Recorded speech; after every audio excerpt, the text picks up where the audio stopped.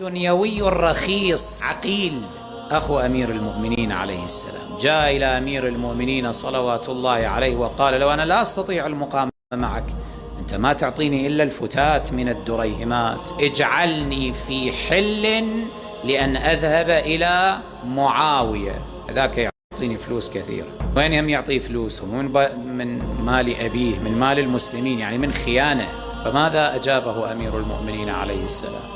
قال له: ياسر الحبيب هذا القابع في لندن المحسوبين على التشيع اللندني للأسف عنده عدة مقاطع فيديو وجلسات حوارية ندوات يسب عقيل بن أبي طالب أخو الإمام علي عليه السلام، يصفه بأنه نذل خسيس دنيوي سارق كذا ألفاظ يا الله، أكثر من مقطع له. هو يريد أن يثبت للعالم بأنه لا تأخذه في الله لومة لائم. يبقى يثبت، يقول: شوفوا يا السنة يا أهل، ترى ما عندي حيص بيص، مع أن هذا أخو علي بن أبي طالب الإمام المعصوم، لكنني أثلبه أسبه، أنا كذا ما عندي. يبقى يثبت، يبي يفرد عضلاته على أهل العامة وعلى بعض الشيعة للأسف الشديد يعني. طيب يا أخي، أنا وغيري من الشيعة ما نقول أن عقيل بن أبي طالب هو الأخ الأكبر للإمام علي عليه السلام، من أهل الفضل، من كبار الصحابة، من المعصومين، وليس من الصحابة المقربين أصلا للإمام علي عليه السلام. لا، نعم كان يميل إلى المال، عنده مستوى الزهد متدني جدا. يعني أنا ما أقارن عقيل بن أبي طالب بأبي ذر، ما أقارن عقيل بالمقداد، ما أقارن عقيل بعمار، ما أقارن عقيل بسلمان ومن أصحاب الإمام علي. لا، هو للأسف في رتبة متدنية، ولكن أنا كذلك ما أطعن فيه. ليش ما أطعن فيه؟ مني ما أطعن فيه، هذا مختلف فيه.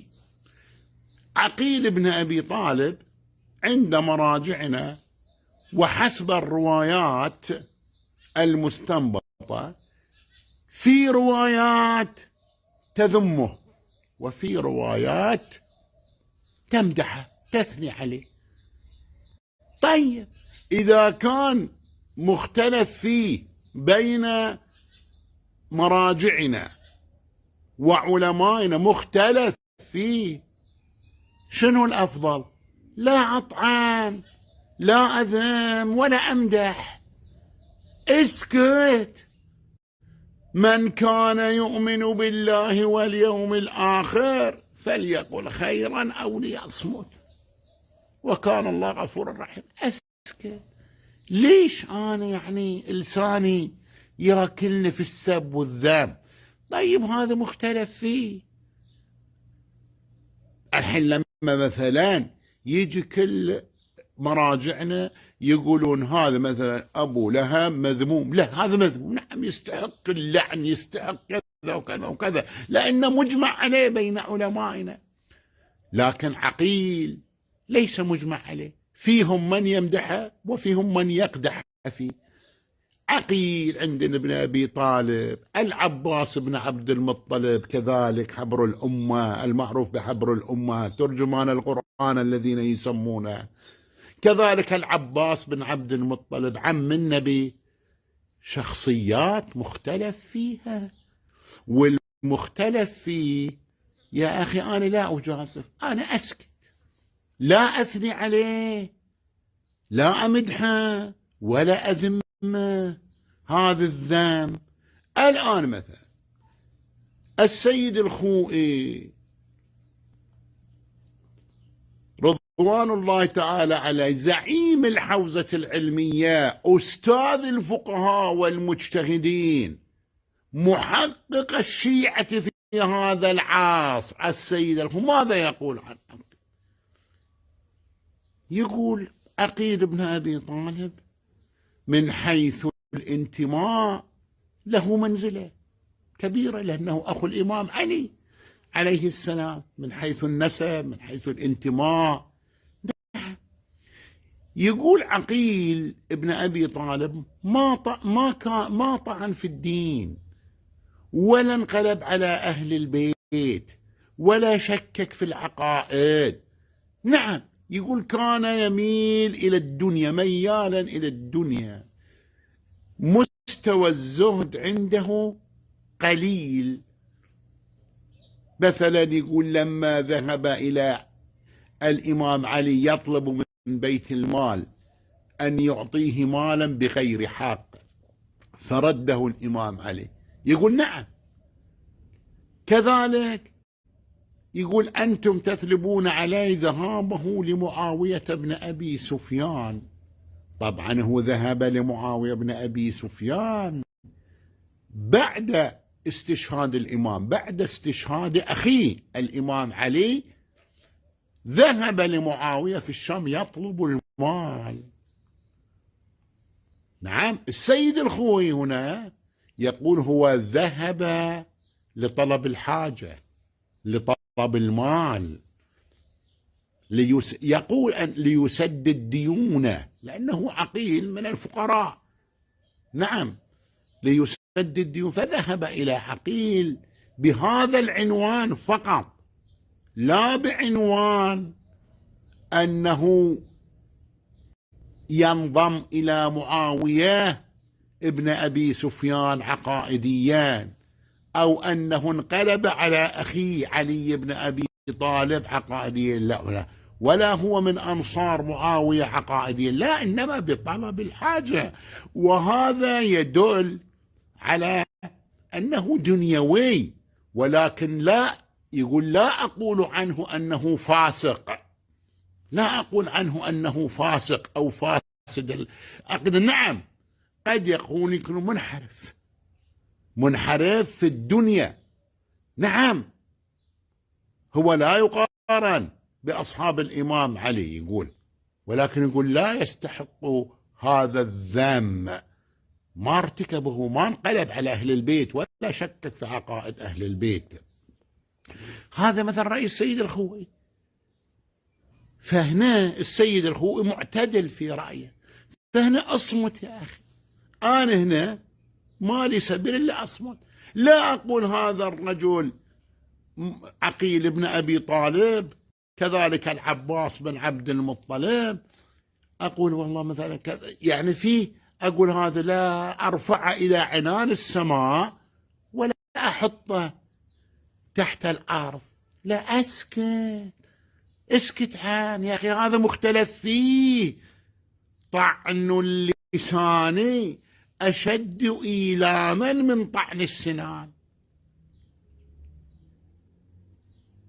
النبي صلى الله عليه وآله يقول وهل يكب الناس على مناخرهم في النار إلا حصائد ألسنتهم.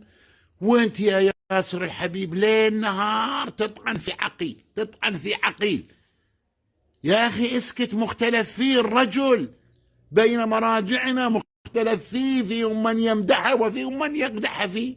أنا أسكت. ثانيا، عقيل بن أبي طالب هذا لا يقف، يعني سواء أنت آمنت بإيمان عقيل بن أبي، بصلاح عقيل. أنت آمنت بصلاح عقيل بن أبي طالب. في واحد آخر آمن بانحرافه. يا أخي هذا لا يدخلك النار ولا يدخلك الجنة، هذا الاعتقاد. اعتقدت أم لم تعتقد، هذا لا يصحح البنية العقدية ويحدد مصير المؤمن. آمنت بصلاح عقيل أم آمنت بغير صلاحه بانحرافه؟ لا، هذا مو بركيزة، يعني لا يؤخر ولا يقدم أصلا. فمن الأفضل الكف، لا تمدح ولا تذم. كما قلت، هو الرجل مختلف عليه، لا متفق عليه في المدح ولا متفق عليه في الذم كذلك.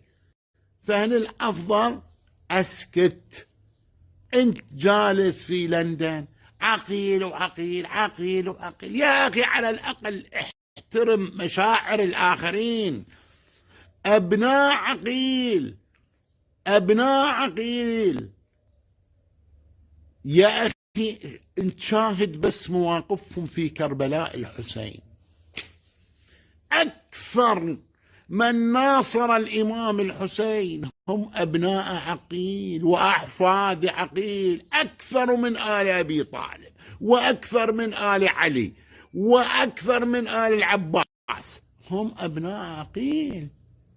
يا أخي تذكر على الأقل مسلم بن عقيل سفير الحسين عليه السلام، سفير الحسين، كيف هذا الموقف البطولي الرائع لمسلم ابن عقيل، أحفاد عقيل، أبناء عقيل، عبد الله بن عقيل، عبد الله بن مسلم بن عقيل، محمد ابن مسلم بن عقيل، علي الأكبر ابن مسلم بن عقيل، عبد الرحمن بن مسلم بن عقيل، وهكذا وهكذا. كثير من أبناء مسلم استشهدوا في كربلاء نصرة للإمام الحسين في كربلاء، ها هم أبناء عقيل.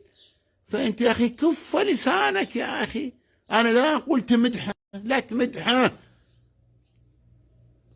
لكن لا تذمه. الرجل مختلف عليه، عقيل بن أبي طالب